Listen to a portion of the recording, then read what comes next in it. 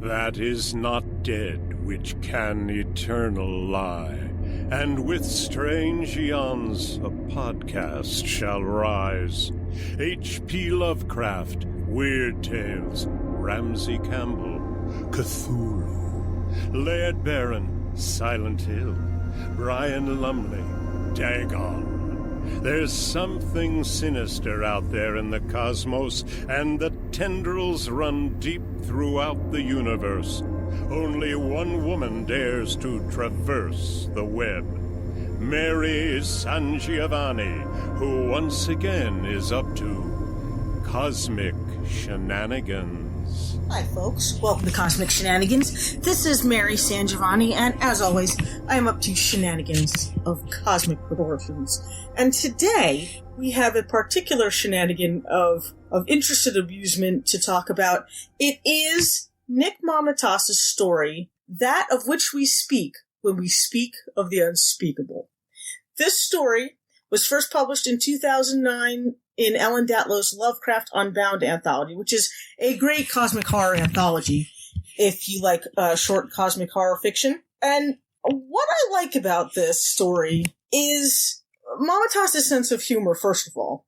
In knowing the man, he's a funny guy to begin with, but all of his work that I've read has a sort of sarcastic, somewhat snarky kind of sense of humor, which it does not in any way belie the genre that he is writing in. And in fact, manages to enhance it and to bring out the qualities of that genre anyway. Not even just in spite of the humor, but maybe because of it. And I like that. I like that about Mamatas' work, is that I feel that if he's tackling a story in a particular genre or subgenre, like, say, cosmic horror, that he really understands the essence of it. He understands the essence of cosmic horror well enough that he can not only write it well, but he can poke fun at it while he's doing so, and still have it all sort of fit together. I mean, even if we just look at the title, which is that of which we speak when we speak of the unspeakable, first, it's a play on a Raymond Carver story title, which, my understanding, I have not read the Carver story, but my understanding that it takes a look at the concept of love over time between two people, and almost finds the thin spots in it, or at least the thin spots that are born of our insecurities about lasting love, because we tend to think of love as a force greater than we are, maybe one of the few truly greater forces in the universe that can drive us to be, heroic or villainous or somehow more than just what we are. And there's a little bit of that, I think, in this particular story. We're going to come back to that for a second, though. But there is a sense, I think, of what love is and where its place in the universe really exists. But first, to get a sense, I think, of Mamatas' work, particularly his cosmic horror work, I want to read the little blurb that he includes in the Lovecraft Unbound anthology about his own work. He says, quote, "I suppose that in some ways writing Lovecraftian fiction is mercenary. There's an audience eager for it and a market waiting for it. Of course, the Lovecraftian market proper wants little to do with my stuff, since what I like most about Lovecraft is that his themes are ripe for nucleic exchange. Strip away the monsters, or hell, leave them in, and you are left with that feeling of being all alone in the universe, which we all are. It's one of the great themes of literature that just happened to be delivered via pulp paper and tentacle fetishism by Lovecraft. So why not rehab him a bit by introducing some Lovecraftian elements into a beat novel, or a dirty realist short story, or experimental fiction? Keeps me in expired canned goods in a room set to 50 degrees, just as it did old Howie anyway." End quote. And I think that kind of captures, in a nutshell, Mamatas' approach to cosmic horror, is that he understands that to break it down to its most basic literary principle, it is often about how we are alone in the universe, and which is contradictory, I think, to the concept of love. which binds us inextricably and often eternally, in the greatest of love stories, to another soul. And I think that's kind of what Mamatas is looking at here in this story. Because what we have is a group of three characters, okay? We have Jace, Melissa, and Stephen. And rather than a cult exactly, what we have is a distilled and kind of jaded group of hipsters, with Jace as a prophet of the end times. And Jace does a lot of pontificating about how love isn't a real force of nature, how it doesn't make sense, how it's sort of forced and reinforced by, physical affection and food and things like that, and how ultimately it is not a sustaining principle of the universe because it goes away. It either fades, like a rash, as he puts it, or circumstances cause it to cease suddenly, like the death of his parents. And ultimately, there are other things that get in the way that are more important. And that even the kind of connections that are often associated with love, like sex, are really fairly empty and just fill the time. That's basically, if anything good could be said about love or sex in general, that it's a way to fill the time. So rather than a classic cosmic horror cult, we have a concept of what would happen if you basically broke it down to these two followers, and this somewhat jaded, sort of immature guy who looks for, I guess, his own sense of self-importance in the midst of utter nihilism. And I think, again, rather than having nihilism as an answer to the burning pursuit of knowledge and to the questions about the universe that rise, that we see often in cosmic horror, what Mamatas has is basically people who are already bored with the end of the world. They're basically bored with everything that makes humanity human, and have been for some time. In hearing their conversations and their thoughts, the way Melissa talks about her ex-boyfriend, how she loved him a lot more when he wasn't around, because of all of the mundane minutia that real love just takes in stride, or hearing Jace talk about, picking up women in a gas station bathroom, how anything goes anytime, anywhere, because really in the end it doesn't make a difference. They were the types of people to be bored already. And I think that Mamatas does a good job here of capturing that. In essence, the horror has already started with just how much of the simple pleasures and joys of life can be reduced to irrelevance. And this is long before the onset of elder gods and carpets of man-faced tadpoles in the Mississippi River. The way that Tor.com did a piece on this particular story, and the women that did it described it as, quote, Jace is the sort of decadent hedonist who is totally willing to give up pleasures, at least briefly and hypothetically, in favor of more decadent ennui, and once in a very short lifetime observational opportunities, end quote. And I think that's a neatly and succinctly descriptive way of describing this particular character, is that anything can kind of go for a time. And the other characters are really not much more far off. I mean, we have basically hipsters at the end of the world whose end comes, okay, not in the form of the spawns of Cthulhu or the elder gods themselves, but of their servants, the Shoggoths. In a sense, for people like them, it's kind of an anticlimax, that even the end of the world, even their own demise is sort of like, okay, well, here's what we got, The nihilism is woven so expertly throughout here that it's not just that sort of stunning revelation that, oh my God, nothing matters because in the face of these great things, how could it? There's a sort of latent horror in the idea that it never really did, even before they came, that there are some people who will never find any real pleasure in anything, and that for them, even a revelation like this is fairly meaningless. But there are little reaches. Like I said, I think that Jace takes on a bit of a prophet role in order to sort of redefine his purpose, maybe, in this world after his parents die. But there's also a quote from the character Melissa, which I think also kind of encompasses maybe the same idea, where she says, quote, "It just felt good that there was something bigger than yourself out there, to think you knew something that other people didn't know. Well, now everybody knows." So it's almost an opposite approach, whereas in most cosmic horror you have the characters, looking for this greater thing and then discovering that this greater thing has reduced them.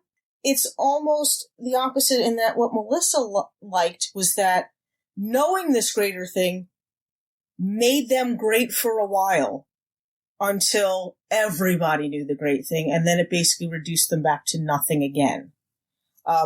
Because it wasn't a secret anymore. It wasn't something they shared alone. It wasn't a revelation only they had. And I kind of like that idea. I like that it sort of fits into the overarching characterization of these people, that their quest, their pursuit of knowledge, maybe to perhaps dangerous ends, was simply to find something that wouldn't bore them, something that would have actual meaning and maybe actual importance in a human lifespan. And maybe part of the horror is knowing that even this great thing isn't, this monumental appearance of monsters from other dimensions, even that is not enough.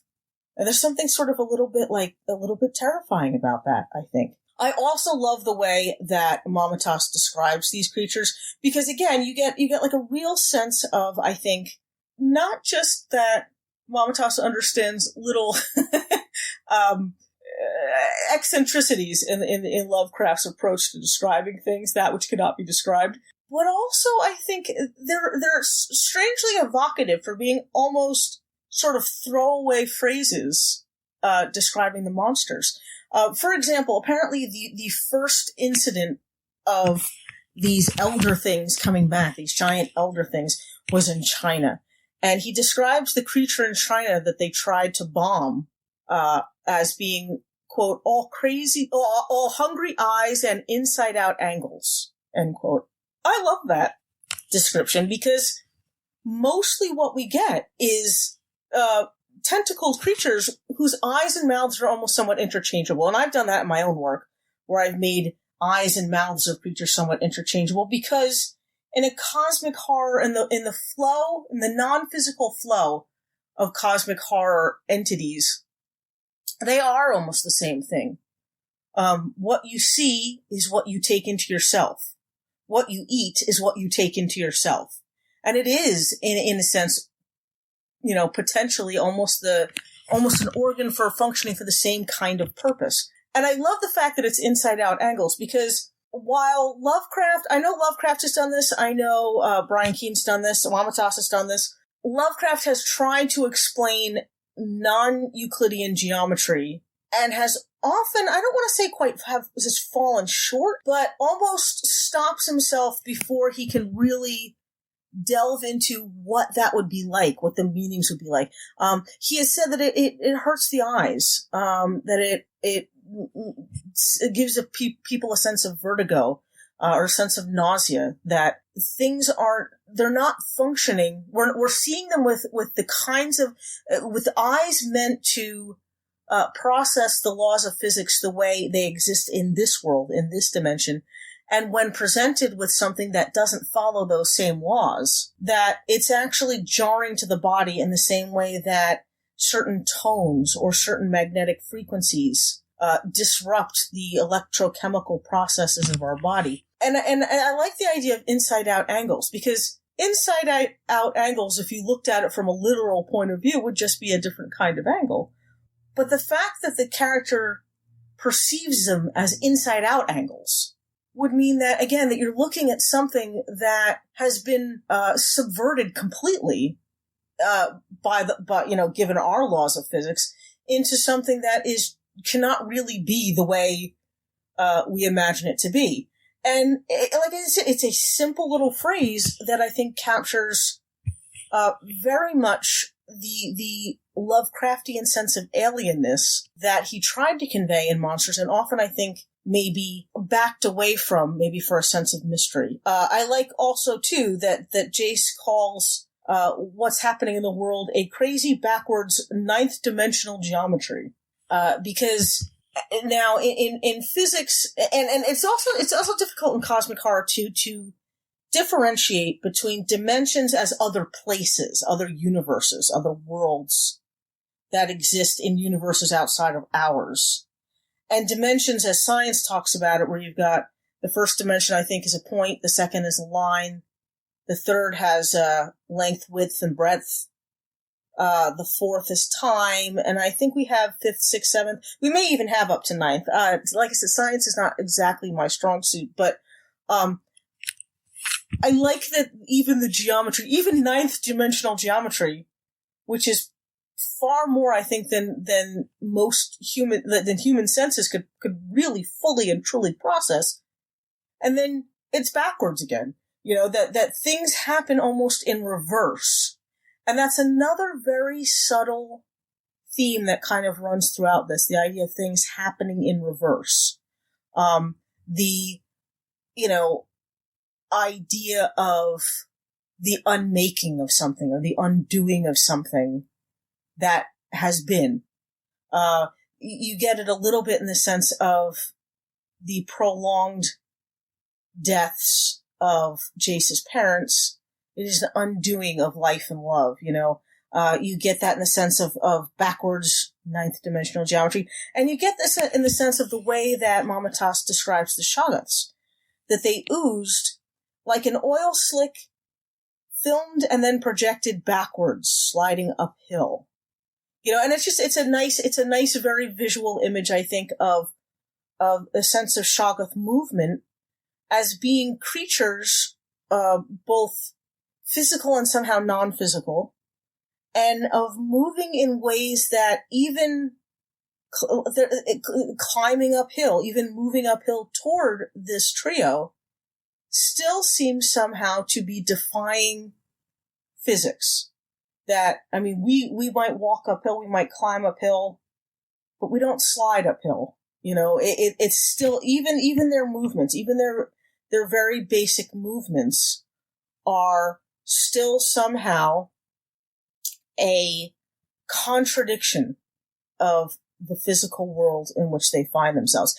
And Mamatas he doesn't explain what happened, why these are suddenly coming back.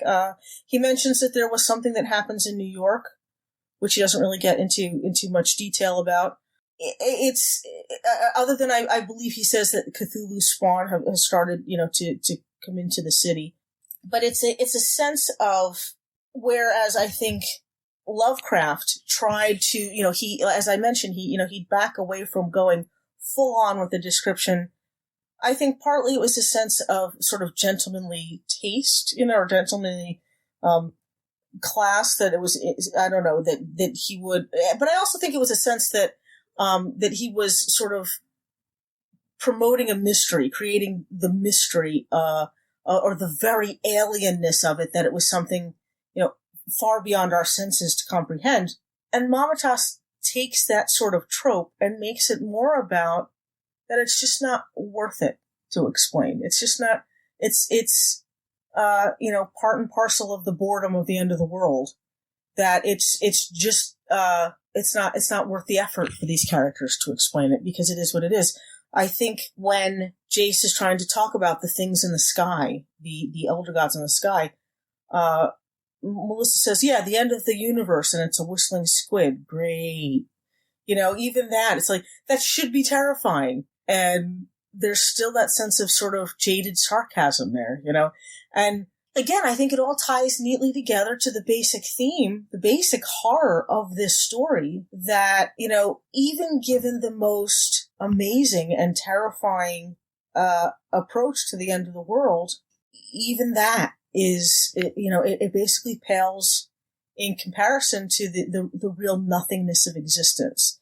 That in the absence of understanding what real love is, an actual love is, and having that real love, then what you're left with is sort of empty shells and empty relationships at the end of the world. There really is truly nothing, that, as Mamatas says in his little blurb, that we really are alone in the universe. And that even the constructs of humanity that would reframe significance in the human condition, that even they don't mean anything. And I think there's something a little bit terrifying about that. So anyway, that was the fantastic story, that of which we speak when we speak of the unspeakable. And next week I will be bringing you more shenanigans of cosmic proportions, and I will see you then. If you, I never think to do this anymore, and I really should.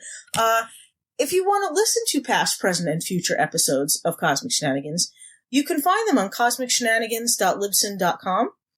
You can find them basically anywhere where the podcasts are available, any place you find them, iTunes, Spotify, Stitcher, etc., Apple. I would like to point out that my new cosmic horror novella has just come out. It's being packaged with Brian Keene's Stories for the New Pandemic, and the novel is called The Shapes of Night. We're going to talk about non-Euclidean geometries. It does kind of look at the creatures of non-Euclidean geometry and how they function in this dimension by forcing themselves into shapes that fit our geometry. That is available from Thunderstorm Books. If you go to Thunderstorm Books page, I believe the limited edition paperbacks are still available. I think the hardcovers are sold out, but it's called The Shapes of Night. And also a shout out to my engineer, Matt Wilderson. You can pick up any of his available books on Amazon.com. Just look up Matt Wilderson. And if you'd like to advertise with Cosmic Shenanigans, then you can contact Matt. You can just tweet him at Cosmic Horror Pod on Twitter. And he should be able to hook you up with information about doing some advertising. And otherwise, I will see you all next week. Bye. Cosmic Shenanigans. You can listen to this episode and all previous episodes for free on Spotify, Apple Podcasts, Stitcher, YouTube, Google Play Music, and wherever else podcasts are available. Cosmic Shenanigans is written and produced by Mary SanGiovanni. Our theme music is by Xander Harris. Our engineer is Matt Wilderson. Check out his books on Amazon.com.